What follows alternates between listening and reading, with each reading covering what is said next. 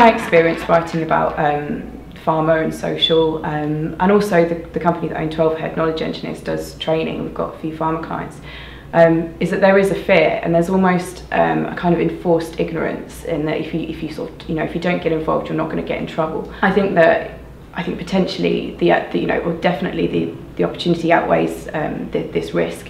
And I think there's nothing wrong with admitting that pharma is different to other social media, industries, or sort of industries that have gone into social. It's not the same as consumer, it's not the same as other industries, and you can take it differently, and that might mean going a little bit slower, taking it a step at a time. And I think certainly when you speak to some of the experts that have been in this space, it's about putting processes in place to alleviate that risk.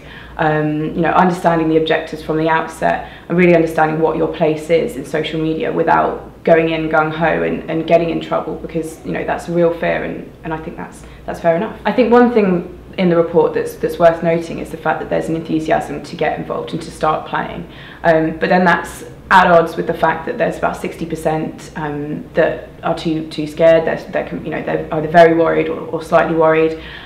So there is a gap there. There's a knowledge gap. And I think that means that first off, it's okay to ask for help. It's okay to go to experts. I think if you look at perhaps FMCGs, they were doing that a few years ago. That was the point they were at 3 years ago. And now they're much more ahead. And I think pharma could potentially act a little bit more like that in a way. And the first step is getting that help. I think one place to potentially look at for inspiration is other regulated markets, so finance. And some brands doing really well in that space, for example, First Direct, they're a brand that are completely re-engineered around social.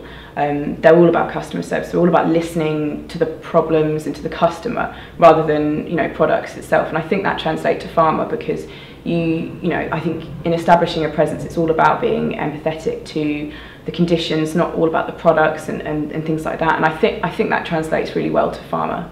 And I think that ties into the opportunities. It's about understanding the customers and understanding the end product and being able to create discussion around that. And one thing that most businesses that really, it's that word re-engaged or re-engineered around social, have found that they can pull in that insight from customers, and that builds into the products again, and you become a much smarter business.